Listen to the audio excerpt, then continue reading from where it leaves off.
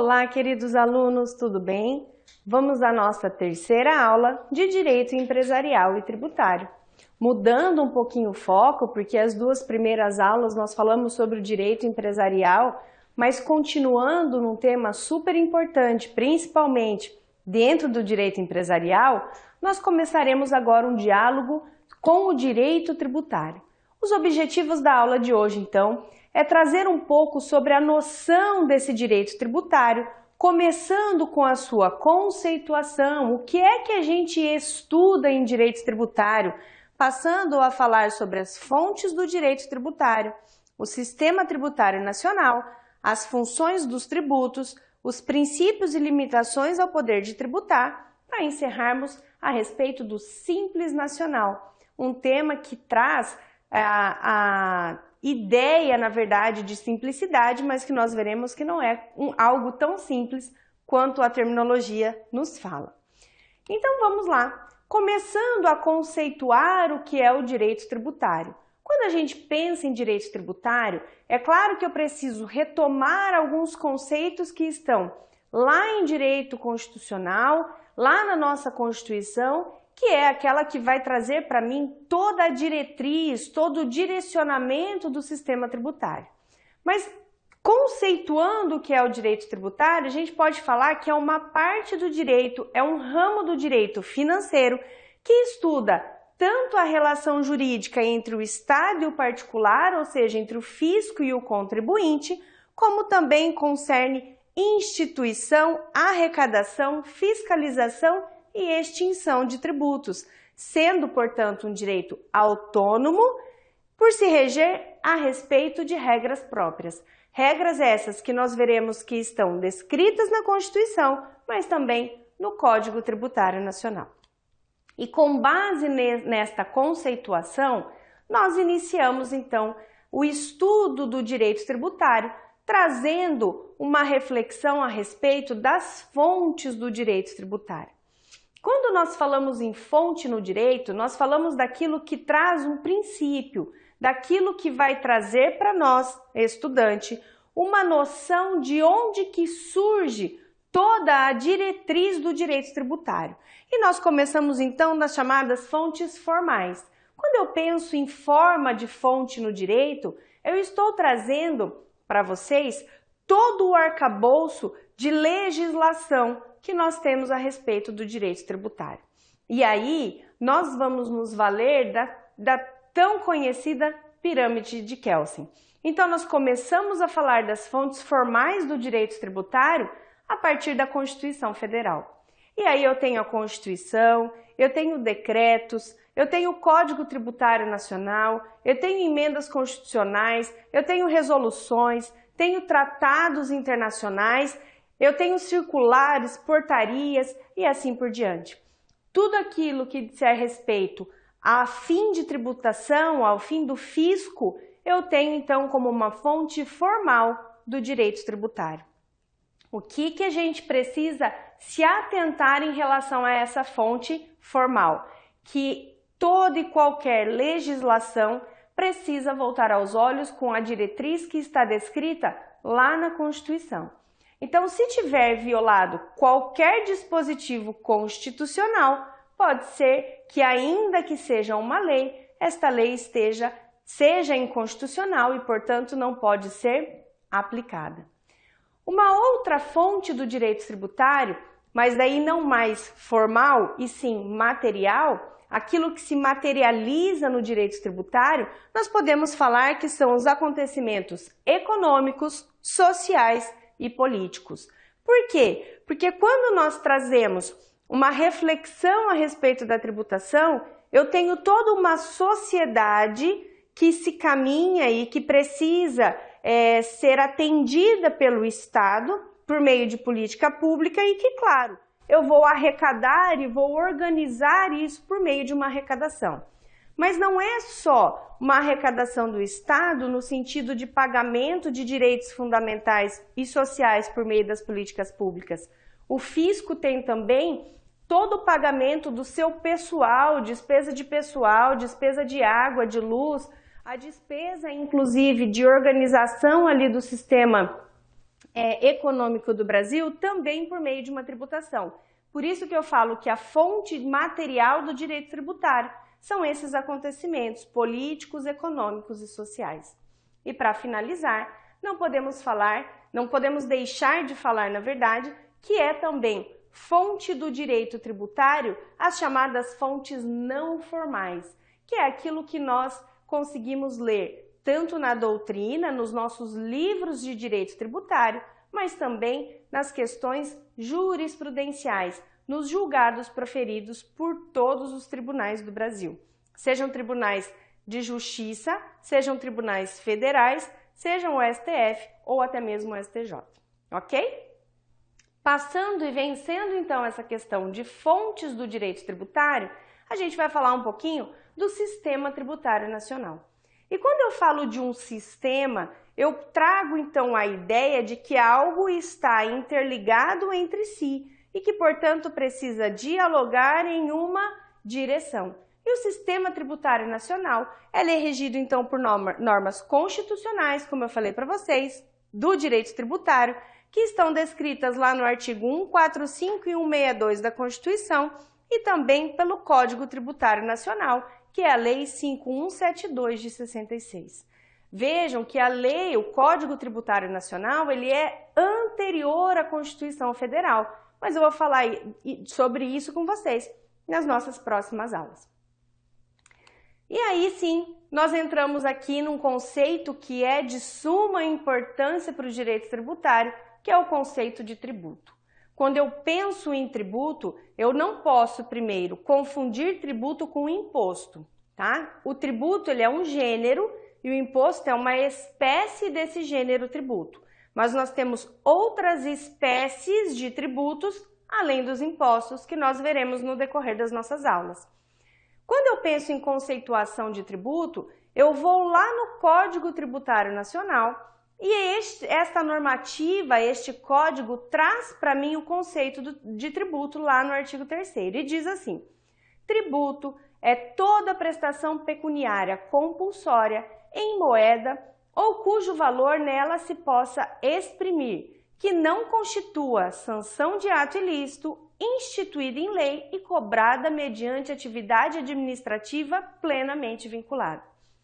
Veja, o conceito de tributo descrito na lei traz para mim características imprescindíveis para que eu consiga identificar a natureza de tributo. De tal forma que se eu tiver uma característica dessa faltando, eu não posso atribuir àquela situação uma natureza tributária. O que é que isso traz de implicação prática? A possível cobrança judicial. Quando eu falo de cobrança de tributo, eu falo de uma execução fiscal.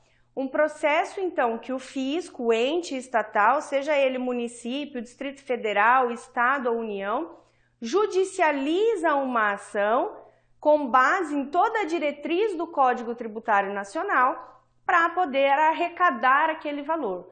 Só que se aquele valor não for tributo, eu não posso me valer das prerrogativas da execução fiscal. E aí sim, eu pensar em uma cobrança de valor ou até uma execução comum, mas não uma execução fiscal. E quais são então essas características? A primeira delas é que tributo é uma prestação pecuniária. E quando eu falo de prestação pecuniária, eu estou falando de uma prestação em dinheiro mesmo. Algo que eu preciso cobrar em moeda corrente nacional. Então o tributo ele precisa ser cobrando-se em real. Eu não posso pensar na cobrança em dólar, na cobrança em euro, ainda que seja um imposto de importação, de um produto então que vem de fora do Brasil. É uma prestação pecuniária em corrente nacional e que eu preciso, ou em um valor que eu consiga exprimir um valor específico em corrente. Então eu posso até pensar em outros títulos, mas que eles sejam liquidados.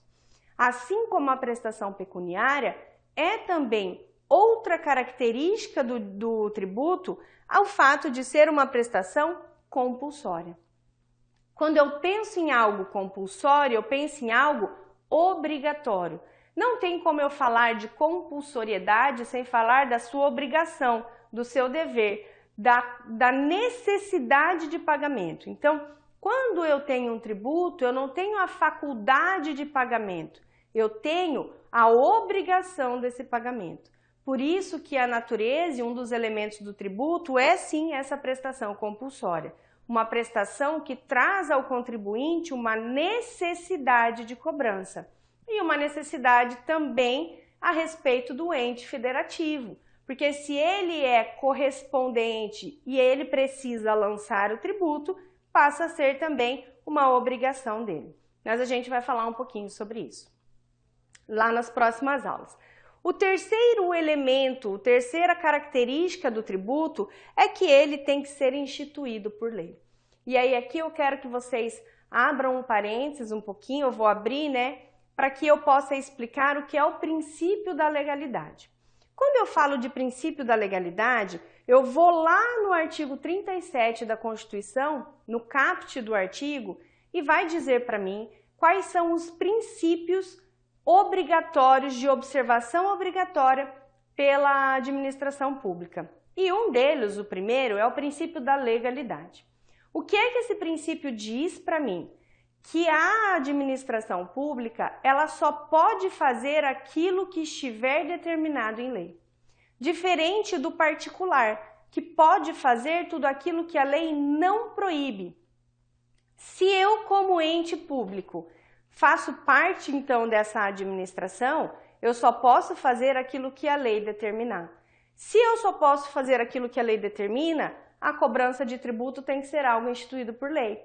De tal forma que, se não existir a lei ou ela for instituída de uma maneira incorreta, eu não tenho a obrigação de pagamento. Por quê? Porque a administração pública está fazendo algo que não está descrito no texto legal. Está ferindo, portanto, um regime jurídico da administração pública. É por esta razão que o tributo tem como característica essa necessidade de ser instituído por meio de lei. O quarto elemento do tributo está correlacionado a uma prestação diversa de sanção. Ainda, o que seria essa sanção? Uma penalidade, uma infração, então, de algo ilícito. Ainda que seja penoso e dolorido pagar tributo no Brasil, né? A gente trabalha quase 4 meses do ano todo para pagar toda a nossa carga tributária, ainda que seja penoso, não é uma sanção, porque o pagamento do tributo não é decorrente de um ato ilícito, e sim decorrente de um fato gerador. Quando eu penso em ato ilícito dentro do direito, eu penso na violação de uma lei. Então, o que poderia ser uma sanção de ato ilícito que gera cobrança? A multa de trânsito. Então, quando eu tenho uma infração de trânsito, por exemplo, ultrapassei sinal vermelho, eu tenho como via de consequência uma multa pecuniária também em moeda, que eu vou pagar, mas decorrente de uma violação de ato ilícito. Então, sim, é uma sanção. Esta cobrança de multa de trânsito não tem natureza tributária. Então, se eu deixar de pagar, a administração pública pode me executar por meio de uma execução fiscal? Não. Ela pode me cobrar e executar de outras formas. Mas se valendo da lei de execução fiscal, não, porque a natureza não é tributária. Agora, quando eu falo de uma cobrança de tributo, não é uma sanção, porque não é um ato ilícito. É, na verdade, a configuração de um fato gerador. Algo que a lei descreve como em ocorrendo, haverá o pagamento daquele tributo. E a gente vai falar um pouquinho desse fato gerador na nossa próxima aula. Mas guardem a informação que o tributo não pode ser, então, uma sanção de ato ilícito. E para finalizar, a nossa quinta característica é, portanto, uma cobrança mediante a atividade administrativa plenamente vinculada. O que significa que o tributo deve ser pago ao ente para que ele possa utilizar recursos em uma atividade estatal específica. A gente vai ver nas próximas aulas da possibilidade de pagamento e vinculação desse tributo em algo específico ou não, mas toda a arrecadação é para custeio da máquina pública. E aí nós sabemos então que nós temos 5 características de tributo e que para que eu tenha natureza tributária, eu preciso ter junto dessa tributação todos esses elementos. Faltando um deles, a natureza daquela cobrança não será tributada, ok? E vamos lá. Se eu tenho, então, a classificação, um tributo específico que cumpriu todos os seus requisitos, eu trago também, dentro do Código Tributário Nacional e também na Constituição, a classificação de tributos. E esta classificação, ela traz para mim diversas formas de olhar. Então, a depender do ângulo que eu estou olhando no direito, o tributo é classificado de uma certa forma. Então, vamos lá, a primeira delas. A primeira classificação que eu posso trazer para o tributo é que ele é um tributo não vinculado, ou seja, uma tributação que não está vinculada a um serviço específico. Significa que o ente público pode arrecadar aquele tributo, mas ele não está obrigado a alocar aquele recurso em algo que tem correlação com aquela atividade tributária. Por isso que eu falo que o crédito arrecadado pode ser destinado a qualquer prestação. E isso é uma natureza dos impostos como um todo. Nós temos uma noção de que a cobrança de IPVA, que é o imposto sobre veículo automotor, de que esta cobrança de IPVA, o valor arrecadado é para custeio de rodovias. E aí a gente fica indignado e faz uma fala que não é verdade para o mundo jurídico, né? Se eu pago IPVA para custeio daquelas estradas, o porquê é que eu tenho que pagar pedágio? Se é a fonte, né, a finalidade, na verdade, do pedágio seria essa manutenção de estrada. Veja, o IPVA, ele é um tributo? Sim, mas ele é não vinculado, ou seja, o valor arrecadado de IPVA não tem que ser destinado para manutenção. Pode ser, mas não é uma obrigatoriedade. Diferente dos chamados impostos vinculados, que daí sim, o crédito arrecadado pela União ou pelo ente, né, porque pode ser União, Estado, Distrito Federal ou município, é para um custeio específico de uma atividade estatal. Então, se eu cobrei aquele imposto, eu preciso usar para aquela finalidade que a lei está dizendo. E o exemplo aqui é a taxa. Por exemplo, se eu cobro uma taxa de bombeiro, que é o exercício do poder de polícia, de fiscalização do bombeiro, eu tenho que usar este dinheiro para o custeio da vistoria do bombeiro. Por quê? Porque é um imposto vinculado. E eu ainda tenho chamados impostos de tributação direta. O que significa tributos diretos? Significa que o valor econômico suportado pelo contribuinte não pode ser repassado a terceiros. Ou seja, o valor que eu arrecadei da tributação, eu preciso usar para o custeio da máquina pública.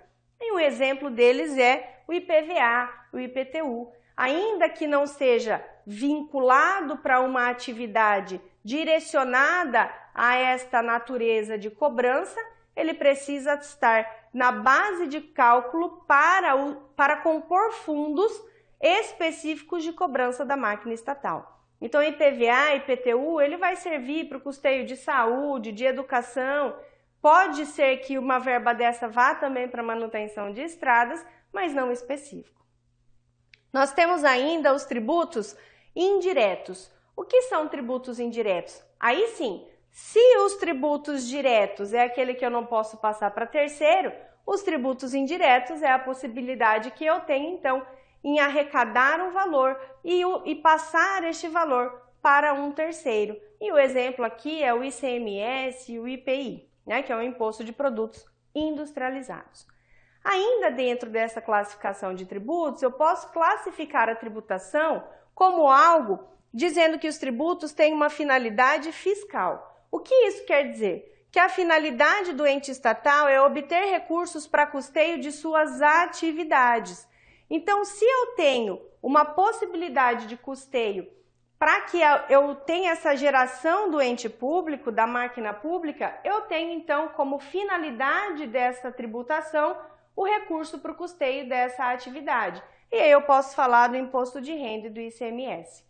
Tenho ainda tributo de finalidade extrafiscal, que tem a função também de arrecadação, mas para controle de mercado, ou seja, o produto de importação e exportação, ele tem um ente econômico vinculado a ele que está falando, olha, o produto importado está saindo mais barato que o produto nacional e isso vai fazer com que empresas aqui do Brasil acabem fechando suas portas, trazendo um índice de desemprego gigantesco. O que é que eu posso fazer? Aumentar a tributação de imposto de importação, que é aquele produto que entra dentro do Brasil. E isso, então, é um tributo de finalidade extrafiscal. E, por fim, eu tenho um tributo de finalidade parafiscal, que também tem o condão de arrecadação para o custeio de atividades que não integram funções específicas próprias do Estado. E aí aqui eu posso falar do INSS. Por quê? Porque eu não estou usando a tributação do INSS para o custeio da máquina pública, e sim para o custeio da Previdência Social. E a gente vai falar um pouquinho quando eu falar de contribuição especial, certo? Então esta é a classificação dos tributos. Mas daí eu posso entrar em uma outra seara que são as espécies de tributos. Vejam, eu acabei de falar para vocês que o termo tributo é um gênero composto por algumas espécies. Quando eu abro o Código Tributário Nacional, eu vou ter ali no Código Tributário falando que são espécies do direito tributário: impostos, taxas e contribuições de melhoria. Só esses três. O que faz com que parte da doutrina fale que a teoria de classificação de espécie de tributo é uma teoria tripartite, ou seja, o tributo se vincula a 3 tipos de espécie. Mas a Constituição traz para mim a possibilidade de cobrança de empréstimo compulsório e também de contribuição especial. Então, a doutrina majoritária, ou seja, aquela que dialoga com o direito tributário em sua maioria, diz que a classificação dos tributos segundo a sua espécie é uma teoria quinquipartite, ou seja, eu tenho 5 espécies de tributos. O primeiro deles são os impostos. E a gente vai ver que esses impostos ele tem uma natureza não vinculativa. Eu tenho também as contribuições de melhoria, que a gente vai falar também sobre elas. Eu tenho as taxas, tenho os empréstimos compulsórios e as contribuições especiais, sendo essas duas de natureza e de poder de vinculação da União. Mas a gente vai falar sobre cada um deles na nossa próxima aula. Além dessas espécies de tributos, eu posso então trazer um diálogo com o direito tributário falando sobre princípios tributários. Ainda que o direito tributário ele seja codificado por meio do Código Tributário Nacional, eu tenho uma diretriz, eu tenho um caminho a ser percorrido para chegar à minha chegada final, que é a constituição de um tributo. E esses princípios, eles precisam ser respeitados, porque uma vez violado, eu não posso cobrar a instituição desse tributo. Então, o que são princípios tributários? São regras máximas descritas no texto constitucional que traz uma reflexão a respeito dessa matéria tributária e que deve ser, portanto, obrigatoriamente observado, tanto na constituição do tributo quanto na cobrança desse tributo. Então, todas as vezes que eu tiver uma lei que vai instituir ou majorar aquela tributação, ou seja, no momento da cobrança, que eu faça uma interpretação favorável ou em consonância com esses princípios, ok? E agora a gente vai iniciar o diálogo a respeito desses princípios. O primeiro deles é o princípio da legalidade tributária, que está descrito lá no artigo 150, inciso 1º da Constituição Federal. Por que ele é o primeiro? Porque eu não posso ter nenhuma atividade estatal sem que tenha lei.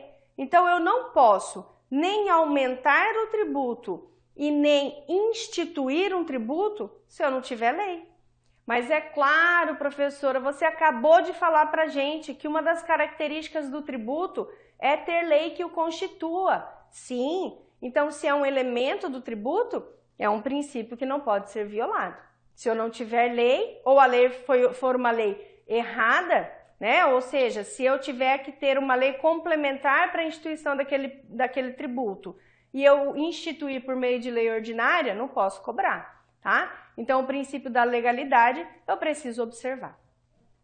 Além dessa legalidade tributária, eu tenho como princípio também do direito tributário a anterioridade tributária, que está descrita lá no artigo 150, inciso 3º, a linha B da Constituição Federal, que diz para mim que uma vez instituído ou majorado aquele princípio, eu preciso cobrá-lo no próximo exercício financeiro.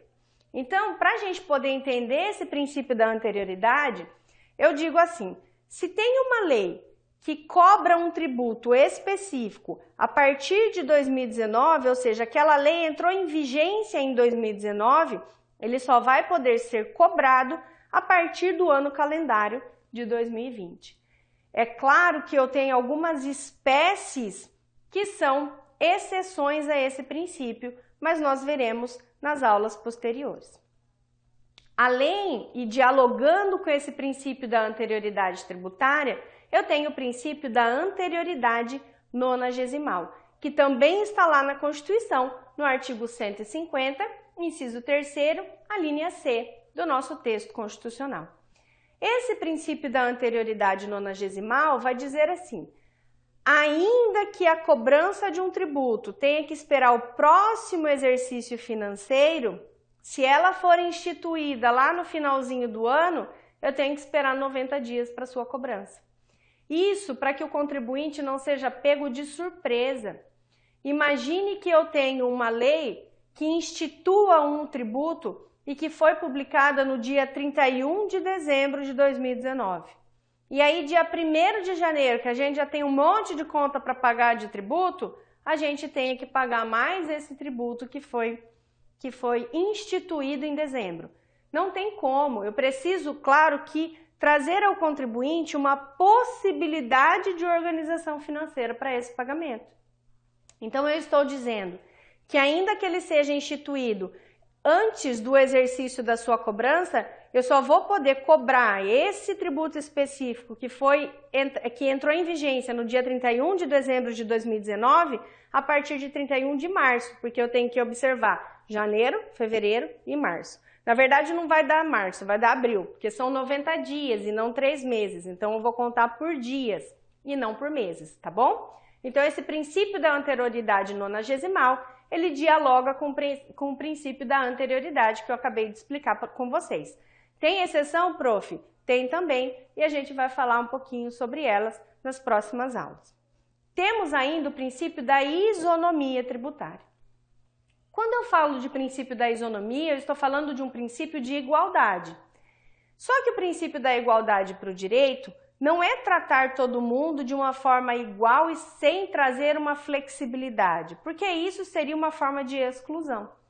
Pensar em uma isonomia para o direito é tratar os desiguais na medida das suas desigualdades.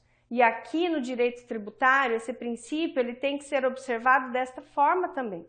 Então, o princípio da isonomia tributária, que está descrito lá no artigo 150, inciso 2 do texto constitucional, fala que contribuintes na mesma situação de pagamento, de poder de pagamento, podem ser tributados não podem ser tributados, de forma diferente.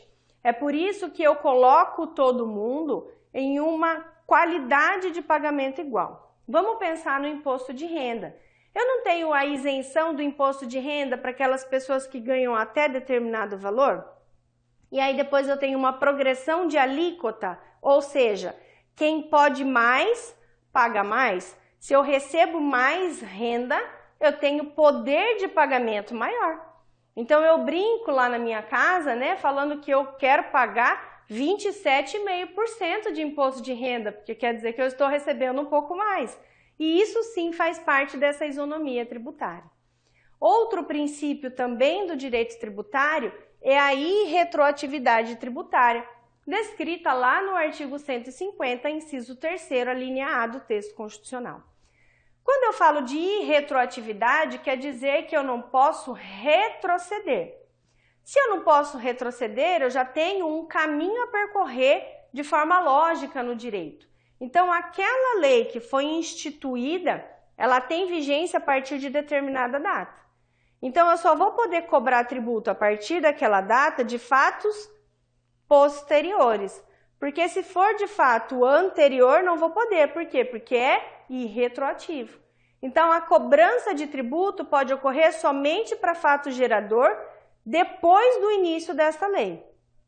É claro que aqui tem uma observação que eu não posso deixar de falar para vocês. Que se essa lei for mais benéfica do que a anterior, aí sim, essa é a exceção de irretroatividade. Por quê? Porque vai estar beneficiando o contribuinte. Mas a regra é não retroage, ok? Temos ainda o princípio da vedação ao confisco, descrita no artigo 150, inciso 5º da Constituição Federal, que diz que o tributo não pode ser utilizado com o fim de confiscar o contribuinte. É claro que não, porque um dos elementos do tributo é o quê? A natureza não sancionatória. Se eu não posso ter uma infração, eu não posso confiscar esse contribuinte, né? Eu posso dar uma obrigação compulsória. Lancei o tributo, lancei aquele valor a pagar, ele tem a obrigação de pagamento. Mas que se ele não pagar, eu vou me valer de uma execução fiscal e não de um confisco desse contribuinte.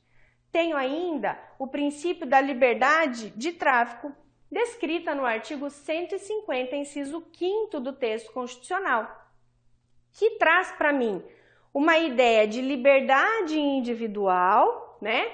E também o de não poder ter barreiras tributárias para que eu tenha livre locomoção dentro do meu território nacional.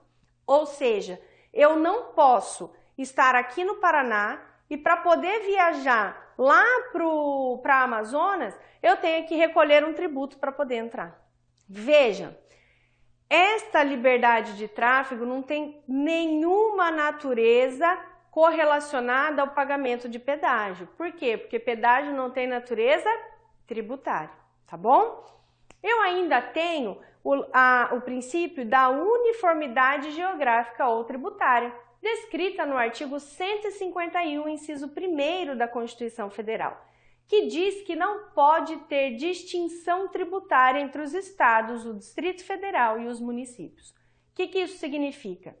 Que se eu tenho que instituir um imposto de renda que é de natureza federal, eu não posso instituir um imposto de renda em conformidade diferente de cada estado. Por exemplo, o estado de São Paulo é o estado que mais arrecada tributação, né? O coração econômico do Brasil.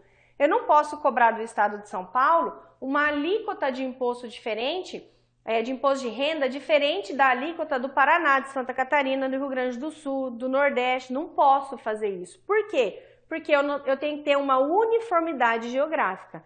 Todo mundo vai pagar a mesma alíquota. Não é o mesmo valor, é a mesma alíquota, né? 2%, 3%, 5%, 27,5% e assim por diante, certo? Eu ainda tenho o princípio da proibição da tributação federal diferenciada da renda, da dívida pública e da remuneração dos agentes em âmbito não federal, descrito lá no artigo 150, inciso 2 do texto constitucional, que diz que eu também não posso tributar diferentemente as rendas obtidas por meio, essas rendas, né, essa tributação obtida por meio de renda. Por quê? Porque se eu tenho um rendimento específico, e aí eu tenho aqui de novo o exemplo do imposto de renda, eu tenho que tributar em conformidade com a alíquota. Por isso que eu não posso ter essa tributação diferenciada. É uma subdivisão do princípio da isonomia, ok? E eu tenho também a proibição das isenções heterônomas, descritas lá no artigo 150, inciso 3º, que vai falar para mim que eu não posso ter isenção fora da minha competência tributária. Ou seja, se eu sou um estado do Paraná, eu não posso cobrar IPTU. Por quê? Porque não é da minha competência tributária. Mas a gente vai falar um pouquinho mais sobre isso nas nossas próximas aulas. Ainda dialogando a respeito dos princípios, eu tenho o princípio da não cumulatividade, descrito lá nos artigos 155, parágrafo 2º, inciso 1 e 153, parágrafo 3º, inciso 2 do texto constitucional. A finalidade desse princípio é evitar uma tributação em cascata, né? Ou seja, eu arrecadei aqui, daí eu vou arrecadar aqui de novo, para não ter o quê? A chamada bitributação. Ela está relacionada ao IPI e ao ICMS, que são tributos que a gente recolhe por parcela de observações. Então, aconteceu este fato gerador, eu vou recolher. Aconteceu este fato gerador, eu vou recolher. Então, o imposto ele é devido em cada operação e não o recolhimento da cadeia toda.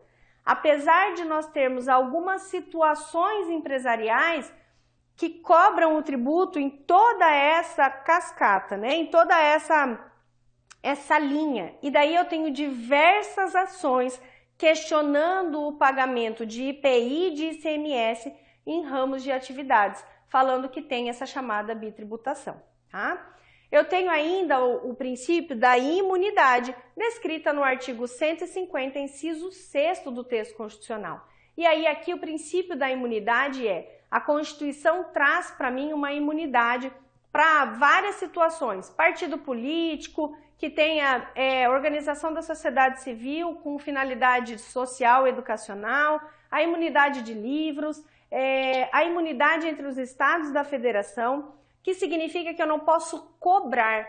Eu não vou cobrar por quê? Porque eu não posso sequer lançar o tributo, porque eu não tenho fato gerador. Se eu não tenho fato gerador, eu não tenho tributação. E é por isso que esse princípio da imunidade é um texto constitucional. E estando aqui no rol do artigo 150, inciso 6º, eu não posso cobrar tributo em nenhuma dessas situações, ok? E para finalizar a nossa aula, a gente vai falar um pouquinho do sistema do Simples Nacional. Um sistema tributário que veio com a finalidade de trazer uma melhoria de arrecadação, beneficiando as microempresas e as empresas de pequeno porte, né? Então ele possui uma natureza muito complexa, porque unifica a fiscalização, o lançamento e a arrecadação de determinados impostos, determinados tributos, né? Então eu vou poder arrecadar e acumular ali em uma única guia impostos, contribuições e competências, tanto da União, quanto do Estado, quanto do município, do Distrito Federal, em uma única GRU, mas não é tão simples quanto a gente pensa, né? Por duas situações. Ainda que ele tenha sido criado para beneficiar as empresas de pequeno porte e as empresas também, as microempresas, não é porque eu estou dentro da faixa de arrecadação empresarial, dentro do Simples Nacional, que a minha tributação ela vai ser mais vantajosa. É claro que vai depender do tipo de atividade empresarial e do tipo de arrecadação que eu tenho. Então, a análise, a viabilidade de um planejamento tributário dentro da sua empresa é crucial. Para eu poder saber qual é a figura tributária que eu preciso ter, qual é o regime tributário que eu preciso adotar na minha empresa para saber aquilo que é mais vantajoso. E aí uma coisa também, porque pode ser que eu esteja dentro da faixa do Simples Nacional, mas seja mais vantajoso e eu vou pagar menos tributo se eu optar pelo faturamento da minha empresa, pelo lucro real ou pelo lucro resumido, pelo lucro presumido. Então eu preciso fazer esse planejamento tributário.